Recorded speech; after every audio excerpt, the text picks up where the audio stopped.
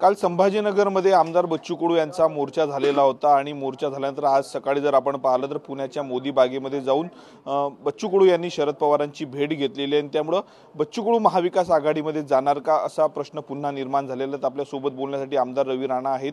काल बच्चू कडूंचा मोर्चा संभाजीनगरमध्ये झाला आहे। 18 मागण्या सरकारपुढे ठेवल्यात आणि आज सकाळी थेट मोदी बागेत जाऊन त्यांनी भेट घेतली आहे शरद पवारांची। कसं पाहता या भेटीकडे? असं आहे, संभाजीनगरमध्ये जो मोर्चा त्यांनी काढला, भलेही त्यांनी रोजंदारीने लोक घेऊन गेले, काही प्रश्न नाही आहे त्याच्यात, सगळ्यांना माहीत आहे। पण 33 महिन्याच्या सरकारमध्ये उद्धव ठाकरेजी मुख्यमंत्री असताना तुम्ही मंत्री होते, 12 खाते तुमच्याकडे होते। त्या 12 खात्यातल्याच मंत्र्याच्या मागण्या त्याच्यामध्ये आहे। त्याच्यामध्ये त्यांनी काही दिवा लावला नाही। अचलपूर मतदारसंघामध्ये आसपास शेतकरी परिस्थिती खराब आहे।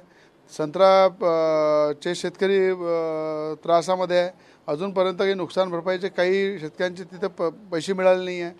रोजगार हमीचे लोकांना रोजगाराचे पैसे मोठ्या प्रमाणात मिळत नाही आहे। आज आपल्या मतदारसंघामध्ये कामगारांचे प्रश्न आहे, शेतकऱ्यांचे प्रश्न आहे, शेतमजुरांचे प्रश्न आहे। ते कधी मंत्री असताना त्यांनी सोडवले नाही। जलसंधारण मंत्री होते, एखादा प्रोजेक्ट दाखवा अमरावती जिल्ह्यामध्ये त्यांनी पूर्ण केला असेल। शिक्षण दृष्टिकोनातून आज शिक्षणामध्ये शिक्षण मंत्री होते। आज अचलपूर मतदारसंघामध्ये जिल्हा परिषद आणि नगरपरिषद शाळेमध्ये छप्पर नाही आहे, बसायला जागा नाही आहे विद्यार्थ्यांना, ते छप्पर गळत आहे। आज PSC सारख्या अचलपूर मतदारसंघामध्ये PSCमध्ये दवाखान्यामध्ये बेड नाही आहे, डॉक्टर नाही आहे, नर्स नाही आहे, तिथे गळत आहे दवाखाने। ते सोडून संभाजीनगरमध्ये जाणे, इलेक्शन आल्यानंतर कुठलं तरी बार्गेनिंग करणे, नौटंकी करणे। आज एकनाथजी शिंदेंचा जर खरा लाभार्थी कोणी आहे तर बच्चू कडू आहे आणि त्याच एकनाथजी शिंदेंना म्हणतात समुद्रात बुडून टाकू। आज सत्तेमध्ये राहून महायुतीसोबत राहून कटप्पाच्या भूमिकेमध्ये जर पाठीमध्ये खंजीर खुपसत असेल, हे महाराष्ट्राच्या जनतेला आणि अमरावती जिल्ह्याच्या जनतेला सगळं माहीत आहे। नवनीत राणांना पाळण्यासाठी एखादा उमेदवार उभे करणे, त्याच्यामध्ये बार्गेनिंग करणे, सेटलमेंट करणे, सेटलमेंट नाही केलं तर उमेदवार उभं करणे, त्यांच्या महायुतीच्या विरोधात बोलणे, अशा प्रकारची दुपटुप्पी भूमिका जी आहे ते बच्चू कडूची नेहमी राहिलेली आहे। अचलपूर मतदारसंघातली जनता येणाऱ्या विधानसभेमध्ये त्यांना प्रश्न विचारणार आहे की आपल्या स्वतःच्या स्वार्थासाठी आपण जिल्ह्याचं नुकसान केलं।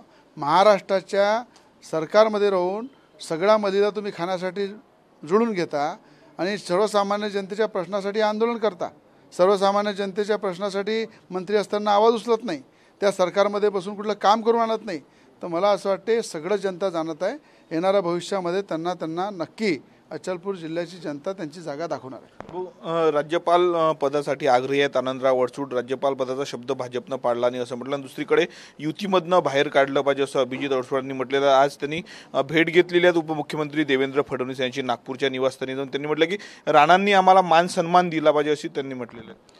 किती मान सन्मान द्यायचा? घरी बुके घेऊन गेलो, शॉल घेऊन गेलो, सत्कार केला, सन्मान केला, आनंदराव अडसूळांचे पाया पडलो, विनंती केली। किती महायुती धर्मवर्धांनी पाळला?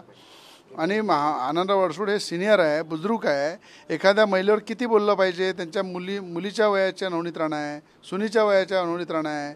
जर एवढ्या सिनियर माणसांनी खालच्या स्तराचं वक्तव्य करणं आणि एखाद्या मोठ्या नेत्याचं नाव घेऊन मला राज्यपाल बनवणार होते, हे बनवणार होते, ते बनवणार, अशा प्रकारचं ब्लॅकमेल करणं, मला असं वाटते की त्यांना राज्यपाल नाही राष्ट्रपती बनवा, आमचं काही म्हणणं नाही आहे। पण खोटं नाटक करून ब्लॅकमेल करू नका, लोकांची दिशाभूल करू नका। तुम्ही किती महायुती धर्म पाळला हे अमरावतीच्या जनतेला माहीत आहे की महायुती धर्म पाळताना आम्ही विनंती केली, रिक्वेस्ट केली, पाया लागलो, सगळं केलं, पण तुम्ही त्या ठिकाणी त्यांच्या पाठीमध्ये खंजीर खुपसण्याचं काम केलं। आणि आज ज्या पद्धतीने ते वक्तव्य करत आहे, महायुतीचे नेते निर्णय घेतील कोणाला ठेवायचं कोणाला काढायचं, आणि अशा पद्धतीचं वक्तव्य करून पुन्हा ते हे दाखवत आहे की आम्हाला काहीतरी पाहिजे, नाही तर आम्ही ब्लॅकमेल करतो। आज सिटी कोऑपरेटिव्ह बँकची केस जी आहे, 950 कोटी रुपयाचा त्या ठिकाणी घोटाळा झालेला आहे। कामगारांचे पैसे, मजदूरांचे पैसे, नोकरी पेशावाल्यांचे डिपॉझिट, ते पैसे बुडाले हजारो लोकांचे। त्या लोकांच्या गरिबांचे लग्न आहे, बिमारी आहे, शिक्षण आहे, यांचे पैसे मिळत नाही आहे। त्या बँकेचे अध्यक्ष आनंदराव अडसूळ होते, ईडीची त्यांच्यावर कारवाई चालू आहे। अशा परिस्थितीमध्ये असताना जर ब्लॅकमेल करसाल तर मला असं वाटतं कायदेशीर लढाई सगळ्यांना लढता येते, वेळेनुसार लढू। अडसूळांनी सांगितलं की दर्यापूर असेल बडनेरा मतदारसंघात निवडणूक उमेदवार देणार आहेत, दावा करणार आहे, कसं पाहता? बडनेरा मतदारसंघात आनंदराव अडसूळ आणि अभिजित अडसूळ दोघांनी उभं राहा, मी निमंत्रण देतो त्यांना, दोघंही उभं राहा। तिथे युती धर्म नाही पाळला चालते, आम्ही ॲडजस्ट करून घेऊ. स्वतः आनंदराव अडसुळांनी बडनेरा मतदारसंघ उभं राहा. नक्कीच. तर आनंदराव अडसुळांनी किंवा अभिजित अडसुळांनी स्वतः बडनेरा मतदारसंघामध्ये उभं राहावं असं खुलं चॅलेंज आहे ते आमदार रवी राणांनी दिलेलं आहे. कॅमेरामॅन निकेत दहातोंडेसह मी स्वप्नील उमप, TV9 मराठी, अमरावती.